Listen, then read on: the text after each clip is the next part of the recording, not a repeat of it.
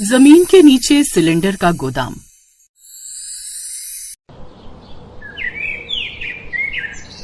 रेवती पूजा पाठ कर हॉल में आती है तो देखती है कि उसकी चाय टेबल पर रखी होती है। तभी वो कहती है, क्या बात है, वैसे तो हर रोज जब तक 4 बार चिल्ला न दूं चाय किचन से बाहर नहीं आती, और आज टेबल पर पड़ी है। लगता है बहुएं सुधरने लगी हैं। भाभी मेरी चाय भी ले आना। रिया की आवाज सुनते ही चंचल गुस्से में रसोई से बाहर आती है और कहती है, देखो माँ जी, 1000 दफा कहा है मैं इसकी नौकरानी नहीं हूँ जो ये देर से उठे और मैं इसकी फरमाइशें पूरी करती रहूं। बड़ी बहू ये तो निकम्मी है, इसके तो क्या ही मुंह लगना। लेकिन ये बता कि मेरी चाय यहाँ रखकर तूने ठंडी क्यों कर दी? जा इसे गर्म करके ले आ। भाभी अब जब माँ जी की चाय गर्म करोगी तो मेरी चाय भी लेती आना। तीनों की बातें चल ही रही होती हैं कि तभी रेवती का पति उमेश हॉल में आता है और टीवी चालू कर न्यूज चैनल पर लगा देता है। नमस्कार, आज की ताजा खबर है कि अमेरिका ईरान जंग के कारण तेल और सिलेंडर के दाम आसमान छू रहे हैं। आने वाले समय में सिलेंडर की कमी होने की आशंका भी जताई जा रही है। हाय हाय, पहले सिलेंडर कम महंगा था क्या जो और महंगा हो गया? अरे इससे हमें क्या ही फर्क पड़ने वाला है, हमारा सिलेंडर तो अभी 5 दिन पहले ही आया है ना। किचन का थोड़ा बहुत काम किया हो, कभी खाना बनाया हो, तभी तो पता होगा ना कि कितना सिलेंडर बचा है और कितना नहीं। सिलेंडर 2 दिन पहले ही खत्म हो गया था, नया सिलेंडर मैंने 2 दिन पहले ही लगाया है, अब घर में कोई स्टॉक नहीं है। अरे बहू, ये समाचार तो चलते रहेंगे, पहले तू मेरी चाय ज्यादा गर्म कर ला। माँ जी अब तो बेहतर होगा कि आप ठंडी चाय पी लो, क्योंकि जिस तरह का माहौल चल रहा है ना, गैस बचाना बहुत जरूरी है। इतना कहकर चंचल रसोई में चली जाती है। समय बीतता है और एलपीजी सिलेंडर के बढ़ते दाम और कमी की बात उनके पूरे मोहल्ले में फैल जाती है, जिसके चलते रेवती की पड़ोसन कमला उससे बोलती है, अरे रेवती, जिस तरह का माहौल चल रहा है ना, मुझे तो लग रहा है कुछ दिनों में हमें मिट्टी के चूल्हों पर ही खाना बनाना पड़ेगा। कैसी बातें कर रही है कमला, ऐसा कुछ नहीं होगा। वो तो ये युद्ध के चलते थोड़ी किल्लत है, वरना सब सही चलता। इनके युद्ध के चक्कर में हमारे तो खाने पीने के लाले पड़ गए ना। अब देख, 1 हफ्ता हो गया सिलेंडर बुक किए, लेकिन अब तक कोई खबर ही नहीं है। कमला और रेवती बात कर ही रही होती है कि तभी वहाँ रिया सामान लेकर कमला के घर से गुजर ही रही होती है कि तभी सिलेंडर वाला वहाँ आ जाता है और रिया से कहता है, कमला देवी का घर यही है ना बहन जी? हाँ बिल्कुल यही है, सिलेंडर देने आए हैं आप? हाँ, वैसे आप कौन है? मैं उनकी बहू हूँ। सिलेंडर वाला रिया को सिलेंडर देकर चला जाता है। समय बीतता है, जहाँ चंचल गैस बचाने के लिए दिन में 2 बार ही खाना बनाया करती, तो वहीं रिया कभी भी जाकर गैस जलाकर कुछ न कुछ बना दिया करती। एक दिन उसे मैगी बनाते देखकर चंचल गुस्से में कहती है, ये तो कभी मैगी कभी पकौड़े और 3 बार जो अलग चाय चढ़ाकर गैस खत्म कर रही हो ना, इस हिसाब से ज्यादा दिन तक गैस चलेगी नहीं। अरे भाभी, कल किसने देखा है, मैं तो आज की चिंता करती हूँ बस। अच्छा है, आज की चिंता करो और कल भूखी मरना, भूख के मारे मरे मेरे दुश्मन। और हाँ, रही सिलेंडर की बात, तो मुझे इतनी परवाह नहीं है सिलेंडर की। इतना कहकर रिया वहाँ से मैगी लेकर चली जाती है। उसके ये हाव भाव देखकर चंचल हैरान रह जाती है। गैस सिलेंडर की कमी के कारण आए दिन दोनों बहुओं में कहासुनी हो जाया करती थी, तो वहीं मोहल्ले में अलग हाल खराब था। हाय हाय, इतनी किल्लत होने लगी है कि गैस सिलेंडर चोरी करने पर उतर आए लोग। पता नहीं कौन नीच कपटी निर्लज्ज चोर है ये। अरे माँ जी, वो जो भी है उसकी मजबूरी जाने बिना आप इतनी गालियाँ क्यों दे रही हैं? अरे गाली ना दे तो क्या उसकी आरती उतारे? ना जाने कौन मनहूस लालची चोर है, हो ना हो मेरा सिलेंडर भी उस नीच ने चुराया होगा। क्या कमला आंटी, आपका भी सिलेंडर गायब है? हाय हाय, मैं तो कहती हूँ कीड़े पड़े ऐसे इंसान को। इतनी किल्लत के टाइम पर ऐसे नासपीटे लोग न जाने कहाँ से आ जाते हैं। रिया जोर से खांसते हुए वहाँ से चली जाती है। कुछ समय बीत जाने के बाद भी मोहल्ले में गैस सिलेंडर गायब होने का सिलसिला रुक नहीं रहा था। एक रोज उमेश रेवती से कहता है, अरे भाग्यवान, पहले तो हमारे मोहल्ले में सिलेंडर गायब हो रहे थे, लेकिन अब तो दूसरे मोहल्ले में भी ये सब शुरू हो गए। पता नहीं कैसा जमाना आ गया है। एक तो सिलेंडर इतने महंगे हो गए हैं कि बहू हमें एक टाइम की ही चाय दे रही है कि गैस बचा सके, और दूसरी तरफ ये आफत। रेवती बोल ही रही होती है कि तभी रसोई से चंचल के चिल्लाने की आवाज आती है। उमेश और रेवती भागकर रसोई में जाते हैं और देखते हैं कि चंचल सिलेंडर के पास हैरानी से खड़ी हुई है। हाय दैया, बहू क्या हो गया? क्यों इतनी जोर से चिल्ला रही थी? क्या हुआ बहू, अपना भी सिलेंडर चोरी हो गया है क्या? अरे पापा, सिलेंडर कहाँ चोरी हुआ, यहीं तो रखा है। और तुम ऐसे क्यों खड़ी हो, कुछ बोलती क्यों नहीं? सांप सूंघ गया क्या? सिलेंडर चोरी तो नहीं हुआ, लेकिन सिलेंडर बदला जरूर गया है। सिलेंडर बदल गया है? अरे बहू, ये क्या कह रही है तू? घर में तो 2 ही सिलेंडर है, एक तो तूने परसों ही खाली करके रख दिया था। वही तो माँ जी, मैं भी तो सोच रही हूँ यही कि देखिए ना, ये वो सिलेंडर नहीं है, ये दूसरा सिलेंडर है। लेकिन तुम्हें कैसे पता कि ये सिलेंडर बदल गया?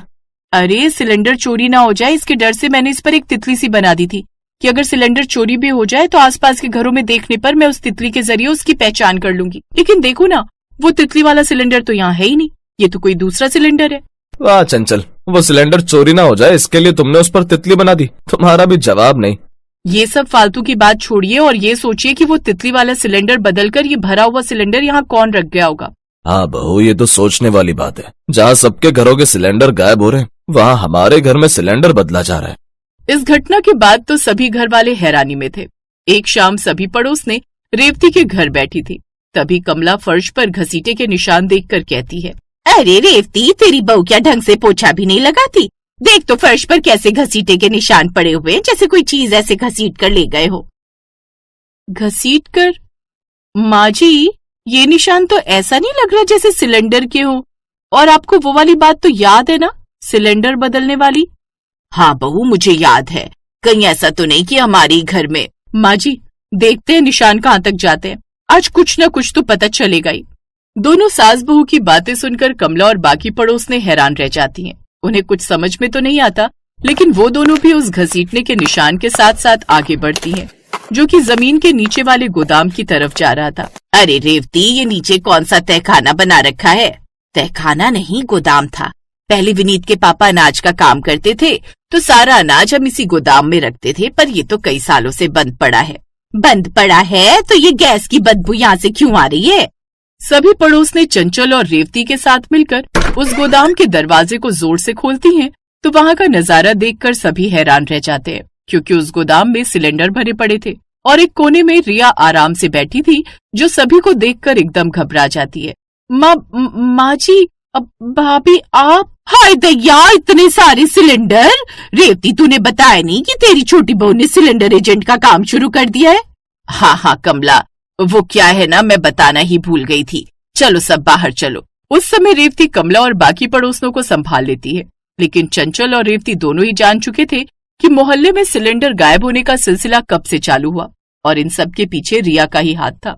सभी पड़ोसनों को घर भेजकर रेवती रिया से बोलती है, बहू, मैं पूछती हूँ, ये सब तूने क्यों किया? अब पता चला माँ जी कि हम चोर को गाली दे रहे थे तो रिया को इतना बुरा क्यों लग रहा था। माँ जी, मैंने तो बस इसलिए ये सब किया क्योंकि युद्ध का क्या पता नहीं वो कब तक चलता रहे। ऐसे में हमारे घर में सिलेंडर की कमी तो नहीं होनी चाहिए ना, तो बस इसलिए तूने मोहल्ले भर का सिलेंडर चुराकर घर के नीचे सिलेंडर का गोदाम बना लिया। बेवकूफी की भी हद होती है बहू। पता है तेरी वजह से कितनों के घर में चूल्हा नहीं जला होगा। रेवती और चंचल रिया को बहुत सुनाते हैं, जिसके बाद उसे अपनी गलती का एहसास होता है और अपनी इस गलती को ठीक करने के लिए तीनों ही उस गोदाम में भरे सिलेंडरों को मोहल्ले में बांटते हैं।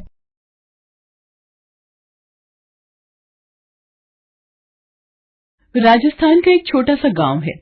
उस गांव में भंवरलाल नाम का एक आदमी अपनी पत्नी मैना के साथ रहता था। भंवरलाल की परचून की एक छोटी सी दुकान थी। जैसे तैसे वो उसी दुकान से अपना और अपनी पत्नी का गुजारा चलाता था। दुकान छोटी होने की वजह से बहुत ही कम लोग उसकी दुकान से सामान खरीदते थे। एक रात जब भंवरलाल खाना खाने बैठा तो उसकी थाली में सिर्फ 2 बाजरे की रोटियां और थोड़ी सी साग थी। उसने मैना से पूछा, तूने खाना खाया? हाँ, मैंने तो तुम्हारे आने से पहले ही खा लिया था। भंवरलाल जानता था कि मैना ने घर में जो कुछ भी था उसे परोस दिया था और खुद कुछ भी नहीं खाया था। फिर उसने एक रोटी खाई और बहाना मारते हुए बोला, बस आज एक रोटी से ज्यादा नहीं खा सकता। ले, ये बाकी रोटी भी तू ही खा ले, मैं अब सोने जा रहा हूँ। मैना समझ गई कि भंवरलाल उसे खिलाने के लिए झूठ बोल रहा है। उसकी इस बहानेबाजी पर मैना मुस्कुराकर रह गई। उस रात जब भंवरलाल सोने की कोशिश कर रहा था तब मैना उसके पास आई और बोली, सुनो जी, ऐसा कब तक चलेगा? क्यों ना तुम अपनी पुश्तैनी जमीन बैंक में गिरवी रखकर कुछ पैसे उठा लो। उन पैसों से तुम दुकान बड़ी कर सकते हो। अगर दुकान बड़ी होगी और सामान ज्यादा होगा तो ग्राहक भी ज्यादा आएंगे और आमदनी भी ज्यादा होगी। ये बात भंवरलाल के दिमाग में बैठ गई। वो अगले ही दिन अपनी जमीन के कागज तैयार करवाने निकल गया। उसकी जमीन दूसरे गांव में थी, जिसकी देखभाल उसके चाचा चाची करते थे। भंवरलाल अपने चाचा चाची से जाकर मिला। उसकी चाची स्वभाव से बहुत ही दुष्ट और लालची थी।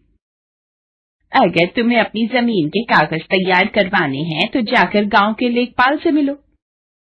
चाची के कहे अनुसार भंवरलाल लेखपाल के ऑफिस में गया और अपनी अर्जी दी। लेखपाल सारे रिकॉर्ड देखकर बोला, सरकारी कागजों में तुम्हें मृत घोषित कर दिया गया है। इस जमीन पर अब तुम्हारा कोई हक नहीं है, इसलिए ये जमीन तुम्हारे चाचा चाची ने अपने बेटे मनोहर के नाम करवा दी है। भंवरलाल को अपनी चाची की सारी दुष्टता समझ में आ गई। वो वहां से सीधे अपनी चाची के पास गया और उसे बुरा भला कहते हुए बोला, बड़ा अच्छा रिश्ता निभाया है तुमने। मुझे मरा हुआ बताकर मेरी सारी जमीन अपने बेटे के नाम करवा ली। जमीन की देखरेख हम करें और तू मुंह उठाकर चला आया जमीन मांगने। अभी तक तो मैं चुप थी, मगर अब मैं खुला बोल रही हूँ। जा, जो करना है कर ले। अब ये जमीन तो तुझे मिलने से रही। भंवरलाल और चाची का झगड़ा सुनकर आसपास के लोग भी इकट्ठा हो गए। वो सब मुर्दा मुर्दा कहकर भंवरलाल का मजाक उड़ाने लगे। भंवरलाल दुखी मन से वहां से लौट आया और मैना को सारी बात बताई। अरे, ऐसे कैसे? ये लोग एक जीते जागते आदमी को मरा हुआ बता सकते हैं? देश में कानून नाम की कोई चीज है या नहीं? ऐसा ही हुआ है मैना। सारे सरकारी कागजों से मेरा नाम कट चुका है और मुझे कागजों में मुर्दा बता दिया गया है। समझ में नहीं आता कि अब क्या करूं। तुम कोर्ट जाओ और कोई अच्छा वकील करो, अब वही हमारी मदद कर सकता है। मैना की बात मानकर भंवरलाल कोर्ट गया। वहां उसे साधुराम नाम का एक वकील मिला। भैया, बात ऐसी है कि तुझे जमीन पर कब्जा करने के लिए पहले यह साबित करना होगा कि तू मरा नहीं जिंदा है। अब ये मैं कैसे साबित करूं? वो सब तू मुझ पे छोड़ दे, तू बस हमारा खर्चा पानी देता रहे। इस तरह साधुराम कोर्ट केस के बहाने भंवरलाल से रुपए ठगता रहा, मगर भंवरलाल की समस्या ज्यों की त्यों बनी रही। धीरे धीरे ये बात सारे गांव में फैल गई। भंवरलाल जहां भी जाता लोग उसे मुर्दा कहकर उसका मजाक उड़ाते। एक तो भंवरलाल की हालत पहले ही अच्छी नहीं थी, ऊपर से उसे मुर्दा जानकर कोई उसकी दुकान में भी नहीं आता था। भंवरलाल जैसे तैसे हर हफ्ते अपनी दुकान का सामान औने पौने दामों में बेचकर साधुराम की जेब गरम करता रहा। वो धीरे धीरे बर्बाद होता जा रहा था। एक दिन, वकील साहब, इतने रुपए मैं आपको दे चुका हूं। हर बार मुझे कोर्ट से तारीख मिल जाती है, मगर मेरी समस्या वैसी ही है। देख भैया, मैं हर तरह से कोशिश कर चुका हूं। किसी भी सरकारी कागज में तेरा नाम चढ़ाने की कोई गुंजाइश नहीं रह गई है। अब बस एक ही काम हो सकता है कि तेरा नाम पुलिस FIR में चढ़ जाए। वो कैसे होगा? ध्यान से सुन। भंवरलाल साधुराम की बात ध्यान से सुनने लगा। पूरी बात सुनने के बाद वो बोला, मगर ये कैसे हो सकता है? बंसी तो अगर मगर के चक्कर में रहेगा तो समझ जमीन गई हाथ से। हाँ। भंवरलाल तैयार हो गया। साधुराम के कहे अनुसार अगले दिन वो अपने चचेरे भाई मनोहर के बेटे बंसी के स्कूल गया और उसे बहला फुसलाकर अपने घर ले आया और अपनी चाची के घर एक चिट्ठी भिजवा दी, जिसमें लिखा था, मैंने बंसी का अपहरण कर लिया है। अगर उसे छुड़ाना है तो मेरी जमीन मुझे वापस कर दो। साधुराम का यही तो प्लान था कि बंसी के गुम हो जाने पर उसके घर वाले भंवरलाल पर FIR कर देंगे और उसका नाम सरकारी कागज में आ जाएगा। मगर भंवरलाल की चाची भी कम धूर्त न थी। वो भंवरलाल का सारा प्लान समझ गई। उसने अपने बेटे से कहा, पुलिस में जाने की कोई जरूरत नहीं है। भंवरलाल खुद ही अपने बंसी को यहाँ छोड़ जाएगा। चाची का कहना ठीक ही निकला। भंवरलाल ज्यादा दिन तक बंसी को अपने पास न रख सका। बंसी बार बार अपनी माँ के पास जाने की जिद करता था और बहुत रोता था। इससे पिघलकर भंवरलाल और मैना ने बंसी को वापस उसके घर भेजने का फैसला कर लिया और 2 दिन बाद बंसी को उसके घर छोड़ दिया। वैसे तो भंवरलाल बहुत चुपके से बंसी को उसके घर छोड़ने गया था, मगर जैसे ही वो बंसी को घर के पीछे छोड़कर जा रहा था, वो देखो भंवरलाल जा रहा है, पकड़ो उसे। तब मनोहर और उसके आदमियों ने उसे घेर लिया और लाठियों से उसकी मरम्मत कर दी। बेचारा भंवरलाल किसी तरह जान बचाकर वहां से भागा। इसके बाद भंवरलाल फिर से साधुराम से मिला। अरे कोई बात नहीं, एक प्लान फेल हो गया तो क्या हुआ, अभी और भी प्लान है, ध्यान से सुनियो। उस दिन भंवरलाल की कोर्ट में तारीख थी। साधुराम के कहे अनुसार भंवरलाल कोर्ट में पेश हुआ। क्यों भंवरलाल, अपने जिंदा होने का सबूत कोई कागज लाए? चुप कर कुत्ते, तेरे जैसे लोगों की वजह से आज मेरी ये हालत है। जज गुस्से से तिलमिला गया। उसने कहा, भंवरलाल, तुम इस वक्त कोर्ट में खड़े हो, तमीज से पेश आओ। तेरे जैसे दो कौड़ी के जज और फिर इन बदमाश वकीलों की वजह से ही देश का ये हाल हो गया है। एक एक मुकदमे का फैसला करने में ही सालों लग जाते हैं। डूब मरो तुम सब चुल्लू भर पानी में, डूब मरो। जज गुस्से से पागल हो गया, मगर किसी तरह अपने गुस्से पर काबू करते हुए उसने अदालत वहीं बर्खास्त कर दी और भंवरलाल को अगले दिन की तारीख दे दी। कोर्ट के बाहर भंवरलाल साधुराम से मिला। अरे भैया, मैंने तो सोचा था कि जज गालियां सुनकर भड़क जाएगा और तुझ पर मानहानि का केस कर देगा, इससे तेरा नाम पुलिस की फाइल में आ जाएगा। मगर ये जज तो बड़ा ही घाघ निकला, इतनी सारी गालियां भी पचा गया। मगर तू फिक्र मत कर, अभी मेरा ब्रह्मास्त्र बाकी है। अब सुन, कल कोर्ट लगते ही साधुराम भंवरलाल को अपनी योजना समझाने लगा। अगले दिन कोर्ट लगने पर भंवरलाल जज के सामने पेश हुआ। इससे पहले कि जज कुछ बोल पाता, भंवरलाल बोला, देख बे जज की औलाद, ये केस तेरे बस की बात नहीं। मैं जब हर सरकारी कागज में मर ही गया हूँ, तो मैंने सोचा कि आज सचमुच का ही मर जाऊं। इसलिए आज मैं ये जहर पीकर जान दे दूंगा। हाँ, पकड़ लो इसे और छीन लो जहर की बोतल इसके हाथ से, जल्दी पकड़ो। जज के कहने पर कुछ पुलिस वाले दौड़े और भंवरलाल के हाथ से जहर की शीशी छीनकर उसे पकड़ लिया। आज भंवरलाल ने हद पार कर दी थी। जज ने गुस्से में कहा, कल भंवरलाल ने भरी अदालत में गालियां बककर अदालत की मर्यादा भंग की और आज फिर भरी अदालत में आत्महत्या करने की कोशिश की है।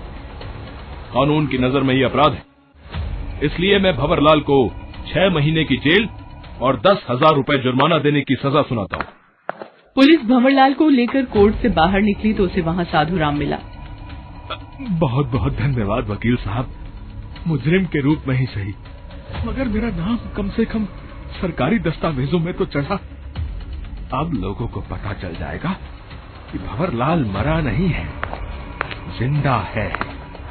इस घटना के बाद से भंवरलाल का नाम सरकारी रिकॉर्ड के मृतकों की लिस्ट से कट गया और जिंदा लोगों की लिस्ट में आ गया। फिर तो उसकी चाची, जिसने गांव के लेखपाल के साथ मिलकर भंवरलाल की जमीन हड़पी थी, उसे भी उसकी जमीन वापस करनी पड़ी।